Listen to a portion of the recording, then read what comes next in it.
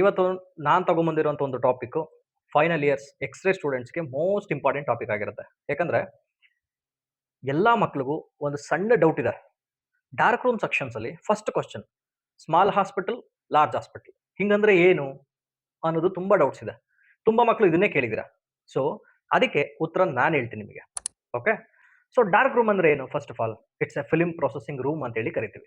ಅಂದ್ರೆ ಆಗಿನ ಕಾಲದಲ್ಲಿ ನಾವು ಎಕ್ಸ್-ರೇಸ್ ನ ಫಿಲ್ಮ್ ನ ಏನ್ ಡೆವಲಪ್ಮೆಂಟ್ ಮಾಡಿ ನಾವು ಫಿಲ್ಮ್ ಪೇಷಂಟ್ಸ್ ಕೈ ಕೊಡಬೇಕಿತ್ತೋ ಈ ಪ್ರೊಸೆಸಿಂಗ್ ಎಲ್ಲ ನಡೀತಿದ್ದಂತ ಜಾಗ ಅದು. ಸೊ ಅದಕ್ಕೆ it's A film processing room ಅಂತ ಹೇಳಿ ಕರಿತೀವಿ. It's A very simple. Okay. So ಈಗ ಡಾರ್ಕ್ ರೂಮ್ ಒಳಗಡೆ ಎಂಟರ್ ಆಗ್ತಿದ್ದಂಗೆ ಏನೇನ್ ಇರಬೇಕಾಗತ್ತೆ? ಸೊ ಇಲ್ಲಿ ಸ್ಮಾಲ್ ಹಾಸ್ಪಿಟಲ್‌ಗೂ ಲಾರ್ಜ್ ಹಾಸ್ಪಿಟಲ್‌ಗೂ ಏನ್ ಡಿಫರೆನ್ಸ್ ಅನ್ನೋದನ್ನ ನಾವು ತಿಳ್ಕೋಬೇಕು. Number 1 small hospital dark room ಅಂತ ಬಂದಾಗ ಸಾಮಾನ್ಯವಾಗಿ ಲೇಔಟ್ ಬಗ್ಗೆ ಮಾತಾಡ್ತೀವಿ. ಅಂದ್ರೆ ಸೈಜ್. ಜಾಗ ಚಿಕ್ಕದು, ದೊಡ್ಡದು ಅಲ್ಲೇ ಹೇಳುತ್ತೆ ನೇಮ್ ಪ್ರಕಾರ small hospital and large hospital. ಚಿಕ್ಕ ಆಸ್ಪತ್ರೆ, ದೊಡ್ಡ ಆಸ್ಪತ್ರೆ. ಚಿಕ್ಕ ಹಾಸ್ಪಿಟಲ್ ಇದ್ದಾಗ ನಮಗೆ ಡಾರ್ಕ್ ರೂಮು ಕೂಡ ಚಿಕ್ಕದಾಗೇ ಇರುತ್ತೆ. ದೊಡ್ಡ ಹಾಸ್ಪಿಟಲ್ ಇದ್ದಾಗ ಡಾರ್ಕ್ ರೂಮು ಕೂಡ ದೊಡ್ಡದಾಗಿರುತ್ತೆ. ಸೊ ಇಲ್ಲಿ ನಾವು small hospital of dark room ಅಂತ ನೋಡೋದಾದ್ರೆ ಅಪ್ರಾಕ್ಸಿಮೇಟ್ಲಿ ಒಂದು ಸೈಜ್ ಎಷ್ಟಿರಬೇಕು ಅಂತ ಹೇಳೋದಾದ್ರೆ 6x8x10 ಇಷ್ಟು ಅಡಿನಲ್ಲಿ ನಾವು ಯಾವಾಗಾದ್ರೂ ಒಂದು ನೋಡಿದ್ರೆ ಒಂದು ಡಾರ್ಕ್ ರೂಮ್ ನೋಡಿದ್ರೆ ಅದನ್ನ ಸ್ಮಾಲ್ ಹಾಸ್ಪಿಟಲ್ ಡಾರ್ಕ್ ರೂಮ್ ಅಂತ ಹೇಳಿ ಕರಿತೀವಿ. The entry of the dark room provided with light locking door system. ಏನಿಂಗಂದ್ರೆ ಒಂದು ಡಾರ್ಕ್ ರೂಮಿಗೆ ಡೋರ್ಸ್ ನಾವು ಏನಾದ್ರೂ ಹಾಕಿದೀವಿ ಅಂತ ಹೇಳಿದ್ರೆ ಯಾವುದೇ ಕಾರಣಕ್ಕೂ ಒಂದು ಸಣ್ಣ ಮಟ್ಟಿನ ಲೈಟ್ ಬೆಳಕು ಕೂಡ ಒಳಗಡೆಗೆ ಎಂಟ್ರಿ ಆಗಬಾರದು. ಈ ರೀತಿಯಾದಂತ ಡೋರ್ ಸಿಸ್ಟಮ್ ನ ಮಾಡ್ಬೇಕಂತ ಹೇಳ್ತೀವಿ.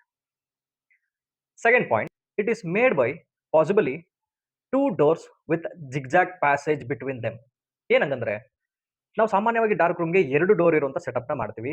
ಜೊತೆಗೆ ಜಿಗ್ಜಾಗ್ ಪ್ಯಾಸೇಜಸ್ ಅಂದ್ರೆ 2 ಡೋರ್ ಮಧ್ಯ ಒಂದು ಲಾಕ್ ಆದ ನಂತರ ಇನ್ನೊಂದು ಡೋರ್ ನ ಲಾಕ್ ಮಾಡೋದ್ರಿಂದ ಇದನ್ನ ಇವೆರಡರ ಮಧ್ಯೆ ಏನ್ ಗ್ಯಾಪ್ ಇದೆಯೋ ಇದನ್ನ ಜಿಗ್ಜಾಗ್ ಪ್ಯಾಸೇಜ್ ಅಂತ ಕರಿತೀವಿ. ಈ ರೀತಿ ಇರೋ ಕಾರಣ ಲೈಟ್ ಸ್ವಲ್ಪನೂ ಒಳಗಡೆಗೆ ಎಂಟರ್ ಆಗಲ್ಲ. Third point, the dark room consist of ಹಚ್ ಬಾಕ್ಸ್ ಅಥವಾ ಪಾಸ್ ಬಾಕ್ಸ್ ಅಂತ ಹೇಳಿ ಕರಿತೀವಿ. ಏನಂಗಂದ್ರೆ ಇದರಿಂದ ಏನ್ ಯೂಸ್? ಇದು ಕೂಡ 5 ಮಾರ್ಕ್ಸ್ ಗೆ ಮೇನ್ ಟಾಪಿಕ್ ಆಗಿರುತ್ತೆ. ಬಟ್ ಇಲ್ಲಿ ಒನ್ ವರ್ಡ್ ಅಲ್ಲಿ ಹೇಳ್ತೀನಿ ನಾನು ನಿಮಗೆ. ಹಚ್ ಬಾಕ್ಸ್ ಅಥವಾ ಪಾಸ್ ಬಾಕ್ಸ್ ಅಂತ ಹೇಳಿದ್ರೆ ಲೋಡ್ ಆಗಿರುವಂತ ಒಂದು ಕ್ಯಾಸೆಟ್ ಅಥವಾ ಅನ್ಲೋಡ್ ಆಗುವಂತ ಒಂದು ಕ್ಯಾಸೆಟ್ ಇವೆರಡನ್ನು ಟ್ರಾನ್ಸ್ಫರ್ ಮಾಡೋದಕ್ಕೆ ಯೂಸ್ ಮಾಡ್ತಿದ್ದಂತ ಒಂದು ವಿಧಾನ. ಯಾವ ಎಕ್ಸ್ರೇ ರೂಮಿಗೆ ಆ ಡಾರ್ಕ್ ರೂಮ್ ವಾಲ್ ಅಟ್ಯಾಚ್ ಆಗಿರುತ್ತೋ ಆ ರೂಮ್ ಇಂದ ಪಾಸ್ ಮಾಡಿ ವಾಪಸ್ ರಿಟರ್ನ್ ಈಸ್ಕೊಳ್ಳೋದಕ್ಕೆ ಈ ರೀತಿಯಾದಂತ ಹಚ್ ಬಾಕ್ಸ್ ನ ಯೂಸ್ ಮಾಡ್ತಿದ್ರು. ಅಂಡ್ ಅಗೇನ್ ಈ ಹಚ್ ಬಾಕ್ಸ್ಗೆ ಯಾವುದೇ ಕಾರಣಕ್ಕೂ ಲೈಟು ಕೂಡ ಎಂಟರ್ ಆಗ್ತಿರ್ಲಿಲ್ಲ. Shelby, the dark room, dark blue or dark black color curtains are needed to the entry of the dark room. ಒಂದು ಡಾರ್ಕ್ ರೂಮ್ ಡೋರ್ಸ್ ನ ನಾವು ಓಪನ್ ಮಾಡಿದ ತಕ್ಷಣ ಅದ್ರ ಹಿಂದೆಗಡೆ ಒಂದು ಡಾರ್ಕ್ ಬ್ಲೂ ಕರ್ಟನ್ ಅಥವಾ ಬ್ಲಾಕ್ ಕರ್ಟನ್ ನ ಯೂಸ್ ಮಾಡಬೇಕಿತ್ತು.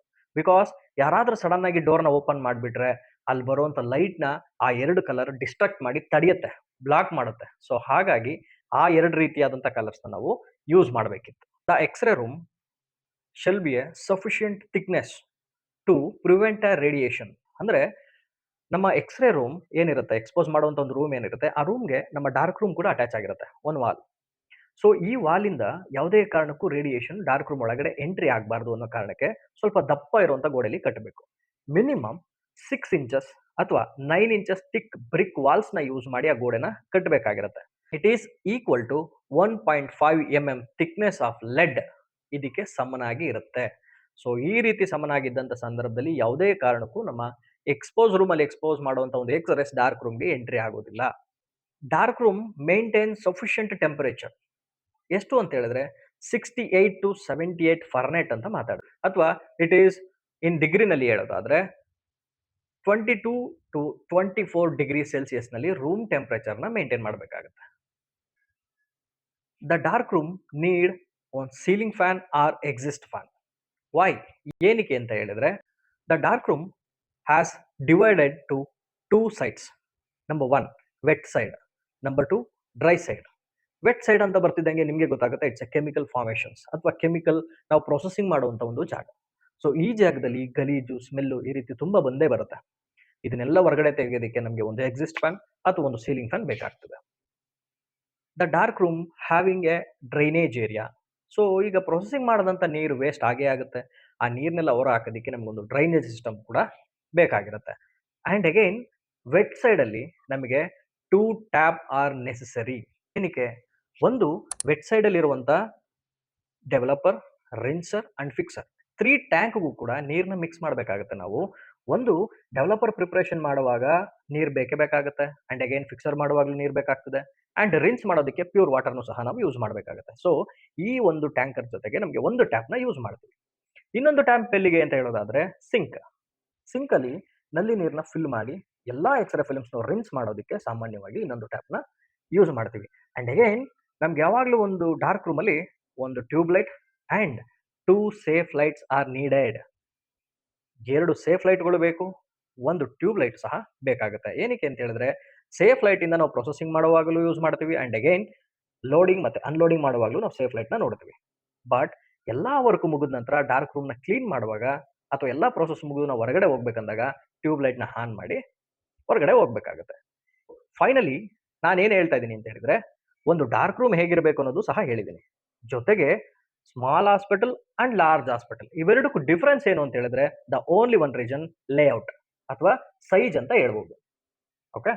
ಸೊ ಇಲ್ಲಿ ಸ್ಮಾಲ್ ಹಾಸ್ಪಿಟಲ್‌ಗೆ 6 into 8 into 10 and again large ಹಾಸ್ಪಿಟಲ್‌ಗೆ 10 into 10 into 10 it's a cubic feet ಅಂತ ಹೇಳಿ ಕರಿತೀವಿ. 10 ಅಡಿ 10 ಅಡಿ 10 ಅಡಿ. ಓಕೆ. ಈ ರೀತಿಯಾಗಿ ನಾವೇನ್ ಲೇಔಟ್‌ನ ದೊಡ್ಡದು ಮಾಡ್ತೀವಿ ಮತ್ತೆ ಚಿಕ್ಕದು ಮಾಡ್ತೀವೋ ಇದನ್ನೇ ನಾವು small hospital and large hospital ಅಂತ ಹೇಳ್ತೀವಿ. ಈ ನೋಟ್ಸ್ ನಿಮಗೆ ಇಷ್ಟ ಆಗಿದ್ರೆ ದಯವಿಟ್ಟು ಒಂದು ಲೈಕ್, ಶೇರ್, ಕಮೆಂಟ್ ಮಾಡಿ. ಅಂಡ್ ಅಗೈನ್ ನಾವು ಟ್ಯೂಷನ್ ಸಹ ಸ್ಟಾರ್ಟ್ ಮಾಡಿದ್ವಿ. ನಮ್ಮ ಟ್ಯೂಷನ್‌ಗೆ ಜಾಯಿನ್ ಆಗಬೇಕು ಅನ್ನೋ ಆಸೆ ಇದ್ರೆ ದಯವಿಟ್ಟು ಮೇಲ್ ಕಾಣ್ತಾ ಇರುವಂತ ನಂಬರ್‌ಗೆ ಕಾಲ್ ಮಾಡಿ. ಅಂಡ್ ನೆಕ್ಸ್ಟ್ ಟಾಪಿಕ್ ಯಾವುದಾದ್ರೂ ಬೇಕು ಅನ್ಸಿದ್ರೆ ಕಮೆಂಟ್ ಮಾಡಿ. ರೈಟ್? Thank you.